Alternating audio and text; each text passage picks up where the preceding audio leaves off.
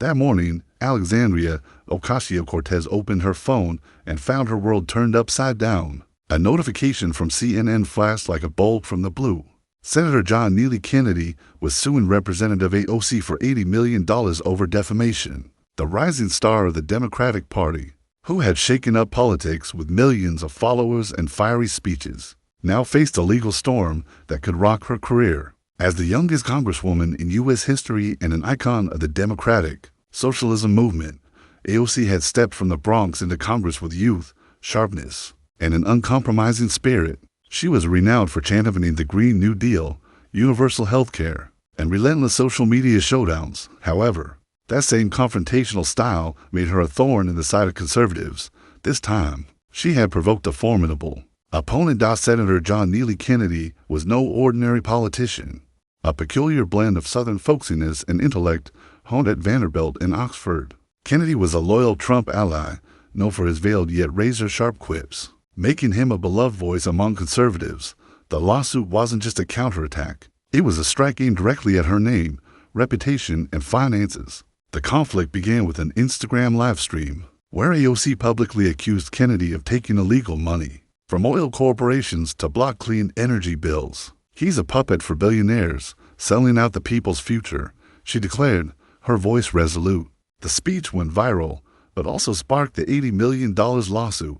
Kennedy called AOC's words lies that severely damaged his reputation. Within hours, the lawsuit became the media's focal point. Social media overflowed with hashtags. While Fox News and MSNBC clashed fiercely, AOC, accustomed to social media drama, initially downplayed the suit. However, she didn't expect Kennedy's meticulous legal evidence, which could change everything. The progressive star now faced the biggest legal storm of her career, up against an opponent who was not only sharp, but deeply calculated. This strike didn't just target her reputation, it threatened the very political foundation she had built. This could be the defining turning point in Alexandria Ocasio-Cortez's controversial journey. The storm began 3 weeks earlier when AOC, in a familiar burst of spontaneity, grabbed her phone and went live on Instagram. Over 200,000 viewers tuned in, with tens of thousands of comments. The topic that day was clean energy, one of the leading banners of the progressive movement she championed. When a viewer asked about stalled Senate bills, AOC zeroed in on a specific target, John Neely Kennedy.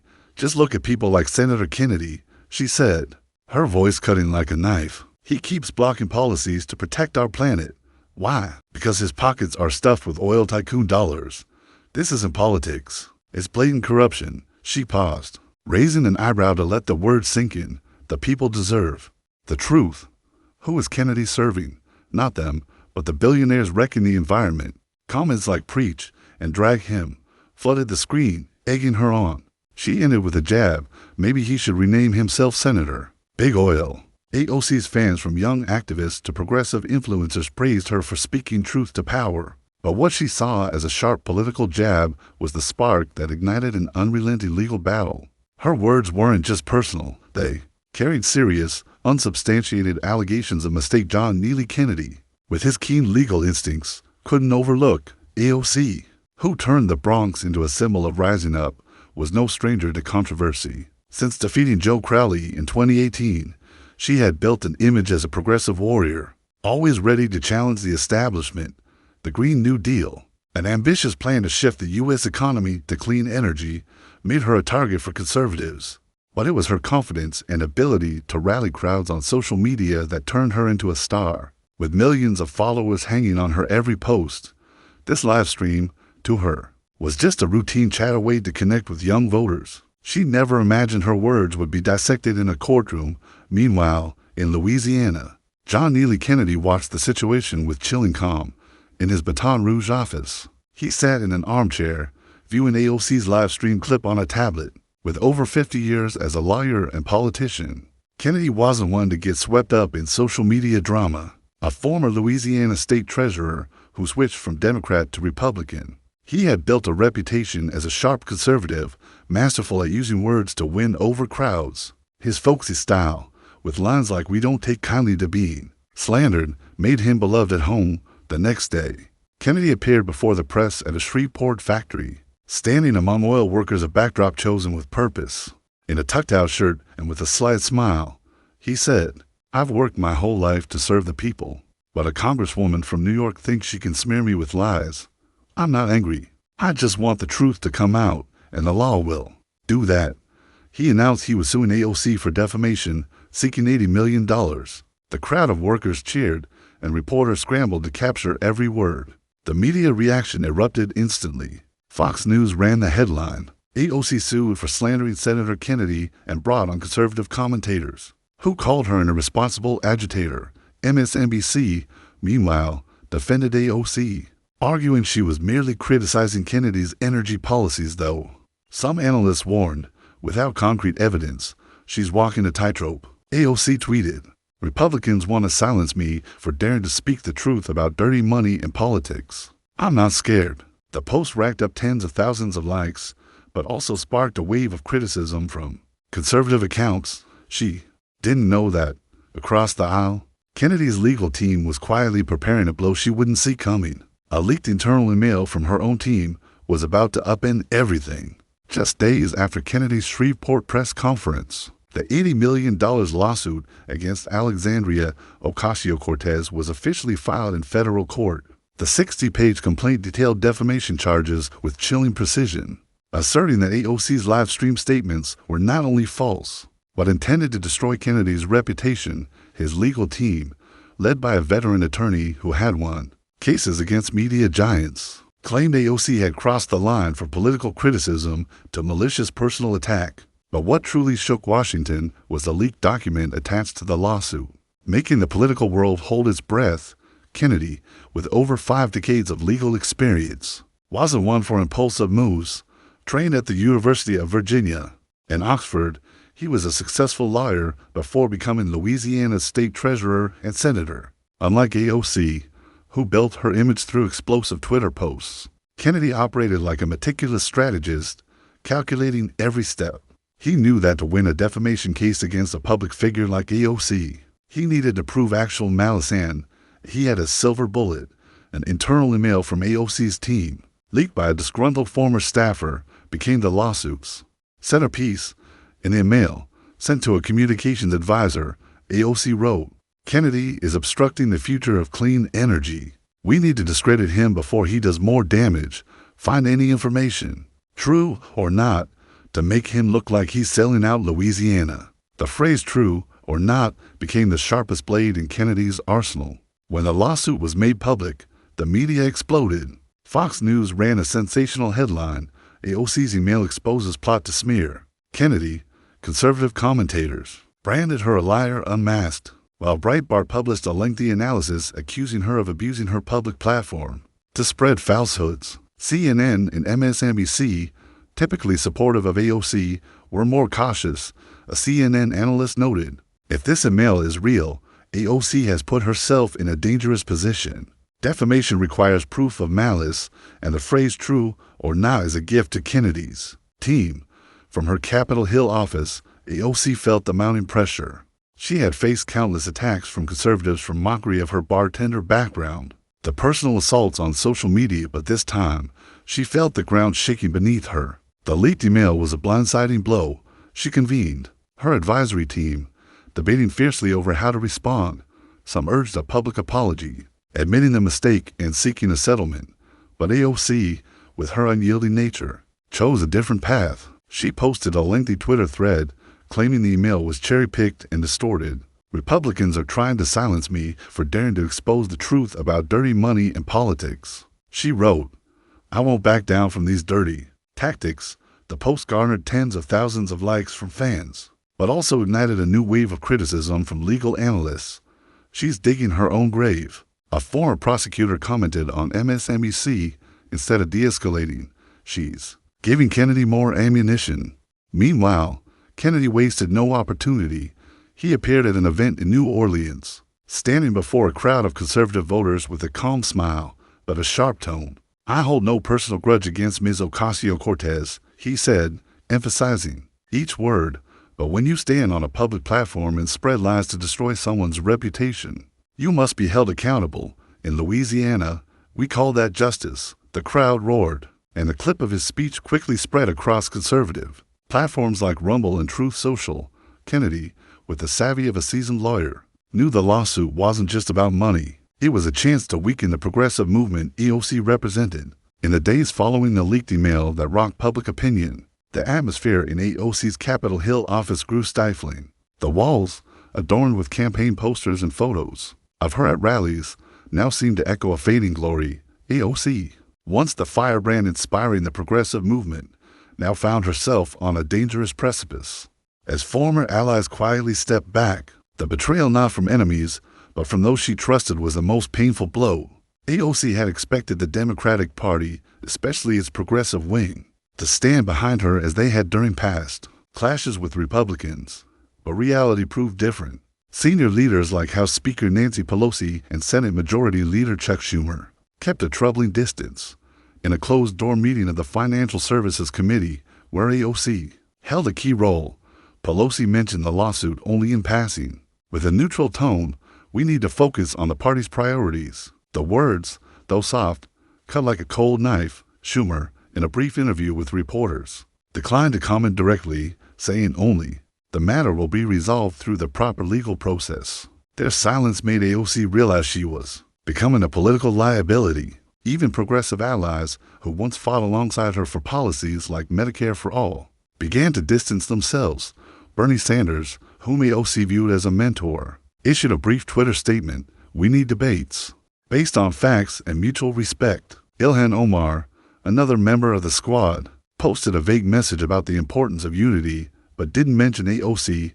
Rashida Tlaib, typically the most outspoken, refused to answer press questions about the lawsuit at a Michigan event. These small actions piled up, creating a sense of abandonment AOC had never experienced. On social media, where AOC once reigned supreme, the situation was no better. Her once unified base began to fracture, with some supporters questioning her judgment while others doubled down in her defense. The legal and political battle had not only put her career at risk, but also tested the resilience of the progressive movement she had come to symbolize. Progressive influencers who once championed Alexandria Ocasio-Cortez AOC have now split into two camps. Some continue to defend her, calling the $80 million lawsuit against her a Republican stunt designed to silence a powerful voice. Others, particularly those with large TikTok followings, have begun criticizing her for what they perceive as recklessness. A video from a young activist with over 2 million views analyzed a leaked email and asked, "AOC is our icon, but why did she let herself fall into this trap?" Comments like "she needs to apologize" or "too arrogant" have grown increasingly common, eroding her once invincible image. AOC attempted to regain control by hosting another live stream, hoping to reignite support from her fans. Sitting in front of a bookshelf filled with social justice literature, she wore a Tax the Rich t-shirt and spoke with resolute determination. "This lawsuit isn't about me," she declared. "It's about Republicans trying to crush anyone who dares challenge the system. I won't bow down." However, the response this time was not what she expected. Despite thousands of views, the live comments were filled with tough questions. "Do you have any proof about Kennedy? Why not apologize and end this?" While some loyal fans still cheered, doubt had crept into the very community that once idolized her. The betrayal extended beyond politics and social media. Some staffers within AOC's team, who had worked tirelessly to build her brand, began expressing discontent. A senior aide, who once helped draft her Twitter posts, leaked to the press that the team had warned AOC about making unproven allegations. She was too confident in her social media power, the aide said. "We told her to be careful, but she didn't listen," though unofficial. This claim was picked up by outlets like The Hill and Politico, piling more pressure on AOC. Meanwhile, Senator John Neely Kennedy and his team maintained the upper hand. A supplemental legal filing revealed internal messages from AOC's team, discussing amplifying the Kennedy story to grab media attention, though not directly from AOC herself. These messages deepened the impression that she had deliberately targeted Kennedy with opaque tactics. Conservative social media accounts seized the moment, creating memes comparing AOC to movie villains with captions like, "When you try to be a hero, but shoot yourself in the foot." AOC walked into her Capitol Hill office, her white sneakers now feeling heavier than ever. The light from the window illuminated her face, but gone was the radiance that once made her an icon of the progressive movement. In just a few weeks, Kennedy's lawsuit had transformed her from an invincible political warrior into a shadow of herself. The isolation from allies, media pressure, and growing fear of legal consequences plunged her into an unprecedented personal crisis. Each day, she woke to dozens of notifications from Twitter, emails, and messages from her advisory team. Instead of the usual encouragement, she faced harsh headlines. Outlets like Breitbart called her a liar exposed, while even friendly papers like the New York Times ran analyses of her strategic missteps. A Washington Post article headline, "With social media isn't enough to save AOC," questioned whether she was paying the price for over-relying on her online clout. On TikTok, where she once ruled, viral videos mocking her spread rapidly. One video spliced her live-stream speech with the sound of a bomb exploding and the caption, "When you think you're a superhero, but destroy yourself," racking up 20 million views. AOC tried to stay strong, but cracks in her psyche grew evident. Sleepless nights found her alone in her Washington apartment, scrolling through Twitter comments. While some fans still supported her, calling the lawsuit a Republican attack, vicious criticism from both political sides left her feeling betrayed. "She was our icon, but now what?" read one Instagram comment. "Just someone who speaks without thinking." Those words from an anonymous account stabbed her pride like a knife. Determined to reclaim public support, AOC hosted another live stream in a small room with a Green New Deal poster behind her. She looked into the camera and tried to summon her trademark strength. "This lawsuit is an attempt to silence me, to stop me from fighting for environmental justice," she said, her voice slightly trembling but still determined. "I won't let them win." Instead of rallying sympathy, the live stream sparked a wave of negative reactions. Live comments grilled her. "What proof do you have that Kennedy took money? Why not apologize and move on?" Some loyal fans sent heart emojis, but most viewers expressed disappointment. A CNN analyst later remarked, "She's trying to turn a legal issue into a political narrative, but the public isn't buying it anymore." The pressure didn't just come from the media and social media. AOC's family in the Bronx became targets of tabloid reporters, forcing her mother, Blanca, to lock the doors and keep the curtains drawn all day. A group of paparazzi camped outside their home, snapping photos every time she stepped out to take out the trash. In a video call with her mother, AOC tried to reassure her, but couldn't hide her worry. "I'm sorry for dragging the family into this," she said, her eyes welling up. Blanca offered a sad smile. "You always do what you believe is right, but this time you need to be careful." To protect her family, AOC had to hire private security, a cost that added to her mounting financial burden. Legal fees were another nightmare. Her dedicated legal team set bills exceeding $1.5 million in just weeks. She had to sell her small Washington apartment and move to a cheaper rental, a painful step back for someone once seen as a symbol of rising up. Financial advisors warned that if she lost the case, even a fraction of the $80 million judgment could bankrupt her. The thought of losing everything, her reputation, her assets, left her feeling suffocated. Internally, AOC's team began to fracture. Some aides, once fiercely loyal, now whispered their frustrations. An anonymous staffer told Politico, "We warned her about making baseless accusations, but she was too confident in her charisma." These words, though not public, stung like salt in a wound. AOC, who once inspired her team, now felt betrayed by those she trusted. She saw support from progressive allies, but even those who once stood by her were hesitant. Senator Elizabeth Warren, appearing on MSNBC, spoke vaguely, "We need debates rooted in facts, not emotions," though not directly critical of AOC. The comment was seized by conservative media as a sign that even progressives were abandoning her. On Twitter, the hashtag AOC abandoned trended, with conservative accounts mocking, "Even AOC's friends don't want to touch her anymore." In private moments, AOC faced a harsh truth. She had underestimated Kennedy and the power of the law. She once thought public support and social media savvy would shield her. But the leaked email changed everything. She began questioning whether she should apologize, but pride and belief in her ideals kept her silent. Instead, she braced for a long legal battle, hoping her fans' loyalty would carry her through. Deep down, though, she knew each passing day eroded her chances of salvaging her reputation. Meanwhile, Kennedy and his team kept up the pressure. A new legal filing added evidence of internal discussions within AOC's team. showing they planned to amplify the Kennedy story for media attention. Though AOC didn't write these messages, they bolster the case that she deliberately targeted Kennedy with misinformation. Conservative media, from Fox News to Newsmax, continued attacking her, calling the lawsuit a lesson for liars on social media. Videos spread rapidly, with one prominently comparing AOC to Icarus, the figure who flew too close to the sun and burned. AOC, now standing alone in the storm, felt the weight of collapse. She still believed she was fighting for justice, but the cost from allies' betrayal to public doubt made her question whether she could rise from these ashes. Meanwhile, John Neely Kennedy stood firm like a mountain in Louisiana, seizing every opportunity to turn the $80 million lawsuit into a springboard for his political stature. With the cunning of a seasoned lawyer and the instincts of a conservative strategist, Kennedy wasn't just aiming to hold AOC accountable, he was sending a bold message to the progressive movement. No one is above the law. Every move, from the courtroom to media stages, was calculated to secure victory and cement him as a symbol of justice. In the eyes of conservative voters, Kennedy appeared at a Republican conference in Baton Rouge, where he was greeted like a hero, standing before hundreds of supporters. He wore a navy suit, a red tie, and a calm smile. "We believe in the truth," he said, his voice resonating through the microphone. "When someone tries to smear your reputation with falsehoods, you don't sit back. You stand up and demand justice. That's what I'm doing, not just for me, but for everyone attacked by lies."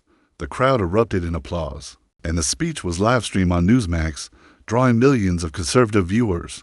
Kennedy, with his blend of folksy charm and sharp rhetoric, turned the lawsuit into a moral tale, easily winning the sympathy of those who saw AOC as a symbol of polarization. Kennedy's legal team maintained the upper hand in the courtroom. A significant ruling came when a federal judge, after reviewing the case, denied AOC's motion to dismiss the lawsuit in a 12-page decision. The judge wrote that the leaked email and internal messages from AOC's team provided preliminary evidence of actual malice, sufficient to proceed to trial. Conservative media outlets like Fox News and the Daily Caller capitalized on the news, with headlines like "Court Deals Major Blow to AOC" and "Kennedy Nears Legal Victory." A Fox News commentator remarked, "Kennedy isn't just winning. In court, he's teaching a generation of politicians a lesson in accountability." Kennedy didn't stop at legal victories. He leveraged the wave of support to bolster his political image. In a radio interview with Sean Hannity, he shared his journey from a lawyer in Zachary, Louisiana, to senator, emphasizing that he always put truth and honor first. "I have nothing against Ms. Ocasio-Cortez personally," he said, his voice gentle but loaded with meaning. "But when you use your platform to spread falsehoods, you face consequences." The quote spread widely on platforms like Truth Social and Rumble, where conservative users hailed Kennedy as a hero of truth. Republican allies quickly rallied behind Kennedy. Senator Ted Cruz, in a speech in Texas, praised him as a conservative warrior who knows how to use the law to defend honor. Mitch McConnell, typically reserved, broke his silence at a press conference, saying, "Senator Kennedy's lawsuit is a reminder that words have power and they have consequences." This support from powerful figures not only elevated Kennedy's stature, but also turned the lawsuit into a symbol of the ongoing cultural and political divide.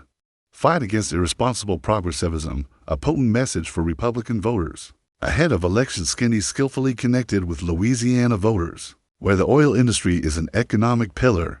He held a meet and greet at an oil refinery in Lake Charles, standing among workers in orange uniforms. "Miss AOC wants to say I'm selling out the people," he said, pointing to the crowd. "But it's the folks here, the hard-working men and women, who are why I fight. I won't let anyone smear them or me." The workers cheered, and the image spread across conservative social media, solidifying Kennedy's image as a defender of the working class. In contrast, AOC's struggles couldn't be starker. As she sank into crisis, Kennedy appeared confident, composed, and in control. He avoided personal attacks on AOC, focusing instead on a message of accountability and justice. This strategy not only boosted his credibility, but made AOC look increasingly erratic. As she continued attacking him on social media, a National Review analysis noted, "Kennedy is playing chess while AOC is playing checkers, and she lost from the first move." Kennedy was invited as the keynote speaker at a major conservative conference in Florida, where he received a standing ovation lasting over 2 minutes. He also became a regular guest on conservative TV shows, from Tucker Carlson to Laura Ingraham, where he discussed the importance of protecting reputation in politics. These appearances solidified his standing in the Republican Party and increased the likelihood of him taking on larger leadership roles in the future. For conservative voters, Kennedy became a symbol of resilience against the cancel culture they believe was driven by progressives. On platforms like Parler and Getter, users shared images of him with captions like, "Don't mess with Kennedy." A popular meme showing Kennedy in a victorious pose and AOC with her head bowed was shared tens of thousands of times. This support wasn't just a personal win for Kennedy. It was a blow to the progressive movement, weakening AOC's image as an invincible leader. As the dust of the drama settled, its consequences rippled widely from AOC's personal fate to how young politicians approach social media, and from deepening polarization to Kennedy's strength and position among conservatives. The lawsuit, like a stone tossed into a lake, created waves that reshaped how Americans view accountability and power in the digital age. For AOC, the fallout was devastating. To ease pressure from the media and within the Democratic Party, she made a heart-wrenching decision, stepping down from her leadership role on the House Financial Services Committee. In a brief Instagram statement, she wrote, "I need time to focus on my constituents' priorities and address these legal challenges." Despite her attempt at a positive tone, the move was seen as an admission of defeat. Political analysts from CNN to The Atlantic called it the end of an era for AOC. Once heralded as the future of progressivism, she retained her House seat, but the glow of a political star had dimmed, replaced by the shadow of the lawsuit. AOC's finances also plunged into crisis. Legal fees surpassing the $0.5 million forced her to sell her Bronx apartment and borrow from close friends. Financial advisors warned that if Kennedy won even a fraction of the $80 million judgment, it could bankrupt her. A Bloomberg analysis noted, AOC, once a symbol of the working class, now faces the prospect of losing everything over a social media misstep. The irony wasn't lost on conservative media, with outlets like the Daily Wire mocking, "From tax the rich to broken court, AOC's journey." The political impact on the progressive movement was significant. The lawsuit weakened AOC's image as an invincible leader, making young politicians, especially those active on social media, more cautious. Progressive activists from Sunrise Movement to Justice Democrats began questioning the strategy of using social media to attack opponents. A New York workshop attended by political influencers discussed the AOC lesson, how to balance boldness with legal accountability. An event organizer told The Intercept, "AOC inspired us, but she's also a cautionary tale. Social media isn't a free-for-all playground." Meanwhile, Kennedy reveled in the height of victory. The lawsuit not only solidified his standing in the Republican Party, but also made him a symbol of resistance against the cancel culture conservatives accused progressives of driving. He was invited to speak at major events, from CPAC to fundraisers in Texas, where he raised millions for Republican candidates.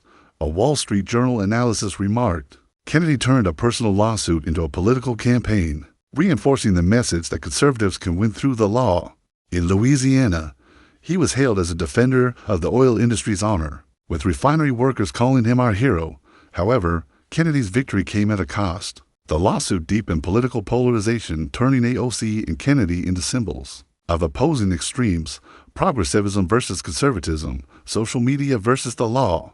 Observers worried that the case would encourage politicians to use lawsuits as weapons to silence opponents, harming public discourse. A New Yorker editorial wrote, "When politicians sue each other over words, we lose space for free debate."